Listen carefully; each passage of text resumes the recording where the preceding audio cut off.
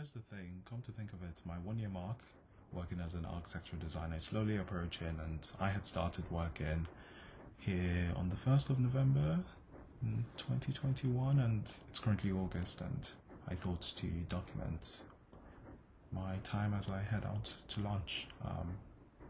It's not a typical day, it's pretty much varies day and day, and in some instances actually the office sometimes orders lunch for everyone, or we collectively choose a spot, and in some instances you go solo to your area of choice, and I'll be heading to Mixed as is next door, and right after we'll be heading to one of the San Francisco purpose spots to go eat there, as well as edit the videos that you would have seen prior to what you're watching currently now.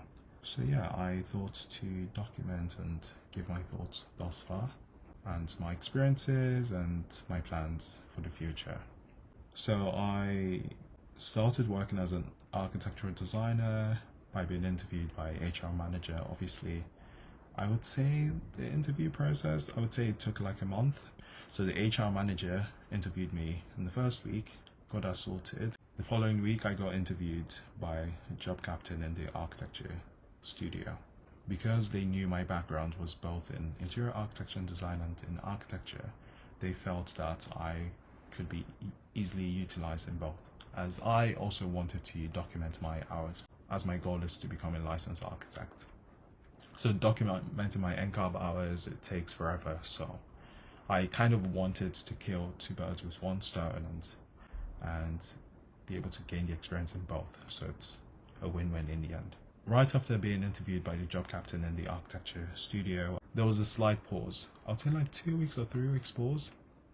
And then eventually I got a call back to be interviewed by the job captain and project manager in the interior design studio. And then the week after, got interviewed by the chief design officer and got the job. So that was pretty much how it went for me when it came to being interviewed. In relation to the softwares I've used and the projects, I would begin first of all with the softwares that I use on a typical day, which includes AutoCAD, SketchUp, and Revit. I'm highly proficient at utilizing Revit, and I definitely wanted a company that fully utilized Revit, so as I knew a lot more to give, if that makes sense. I know how to use other architecture softwares, but my main priority was just strictly to utilize softwares I was extremely strong at, as I'm bypassing the bit of having to be thought or be a lot slower when it comes to accomplishing tasks and stuff. So it happens to have been that my strongest softwares which I use happen to be fully used at the company, and if I was to rank them, it would go from Revit, SketchUp, and then AutoCAD. SketchUp was the first software I got to use in high school. Revit was the software that I got to use in first year in undergrad, and AutoCAD came into play more down the line, like later, like years later, hence why I obviously give more props to Revit. I also render as well on a typical day, and in the case I use V-Ray, or I use Enscape, or sometimes I render on the cloud with Revit, or I use V-Ray with SketchUp, or in some instances I use Enscape for both SketchUp and Revit. And what I do like about Enscape, actually, it's you can easily export it and eventually create this walkthrough idea which clients could see and visualize to fully understand the space as a whole. Additional softwares I use for presentations include InDesign, Illustrator, and Photoshop. So there are instances whereby I have to put together a package to be used for client's presentation or to be used for the monthly meeting. I sometimes collaborate with the in-house graphic designer / brand manager, or fully put a set of package together that she then reviews later on, as they had seen that I pretty much understand graphic design and felt I could be easily utilized as well in that area. In relation to the projects I've gotten to work on, or I work on regular, so here's the thing, a lead up from the onboarding week to the following week, I was fully immersed with site survey of ADA restrooms in a commercial space. This had to do for sanitary work. So it basically includes like documenting existing conditions from photographs to measurement, and then drafting all of this on Revit. There are instances whereby clients do provide AutoCAD drawings that then get exported into Revit, and then you have this overlay, and then you create this architectural drawings. In some instances, creating these architectural drawings then lead up to creating architectural renderings, and I happen to have rendered elevator lobbies to corridors to interiors of spaces. I think I happen to have utilized my skills fully, which is a win-win and a plus for me actually.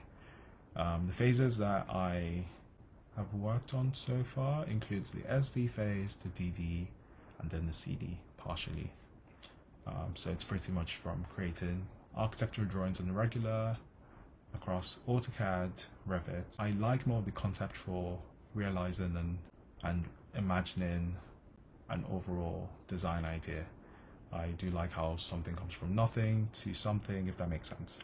Although it's a commercial firm, I happen to have worked on residential projects, as some colleagues of mine who have affiliation with individuals outside tend to get additional projects that then get intertwined into the overall scope. So yeah, it's once again included creating architectural drawings, and in some instances creating renderings and attending clients' presentation and clients' meeting to fully ensure that they understand the space as a whole. And then also working on a hospitality project as well creates this avenue by which drawing sets and renderings are being produced as well. I work in a hybrid environment where Tuesdays and Thursdays are the busiest, and then rest of the days are pretty much, it's down to the individual. I tend to come quite often, if not like every day, and in some instances I work from home, but majority of the time I'm always in the office.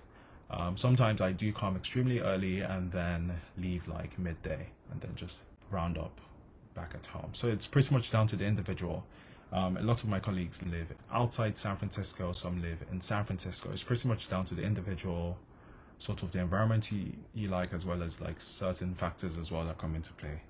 The method of communication at the office includes Teams, RingCentral, Skype. This could be for vendor meetings to AIA presentation or office meetings. So yeah, the list goes on really. The advice I'll give to a recent graduate who is going to be fully immersed into the workforce, or current students who would like to acquire summer internship, would be, first of all, begin to start thinking on how to tailor your portfolio, your resume to that specific firm. I think it's worthwhile to begin to think, is it a commercial firm from the get-go? Is it a residential firm from the get-go? I think, yes, it might seem too early given the fact that you might have not worked on a lot of projects, or you're not a huge fan of what you've produced. And I feel like I once thought that the firms needed to see the final renderings, the final designs. And some firms are very much more, they want to see the evolution of the project. It doesn't have to be well finalized, if that makes sense. I think it's the evolution of A to B to C that is more worthwhile to fully understand how one thinks, if that makes sense. So I would highly encourage that everyone does that. It's a plus in the end, because there's been instances whereby if you're applying for a commercial firm, for instance, you would like your portfolio to show that as well. I happen to have gotten in because I showed a range of different projects. I showed hospitality, I showed commercial, and I showed a lot of residential.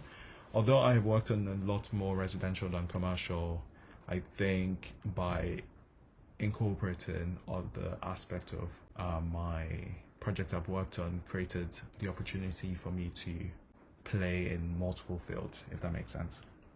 Secondly, I would say imitate portfolios out there and then tweak to meet your own standard, if that makes sense. I think in the past it would take like 6 months just to do like one portfolio, because I was trying to lean more towards the route of like inventing the wheel, as the way some creatives like to do. It's like trying to tweak things and make it look a lot more cooler for you, and you spend so much time on something whereby someone would just flip in like 2 seconds. I feel I came to realize that you need to get the baseline. The baseline being, what do you like about this portfolio that you currently see? Is it the font size? Okay, cool. Is it in white? Cool. You can make it red, you can make it bigger, you can make it smaller. I just feel the minute you get the baseline sorted out, then as you evolve, you're just making tweaks rather than trying to invent the wheel from day one with a blank sheet, if that makes sense.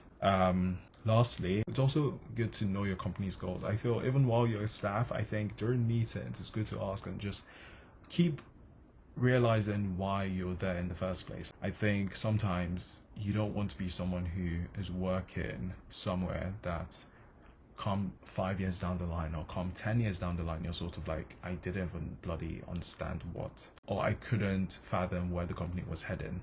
I think just keep yourself in the loop and just make sure you're giving your thoughts. Yes, you've gotten the job and now you've been delegated to do different work.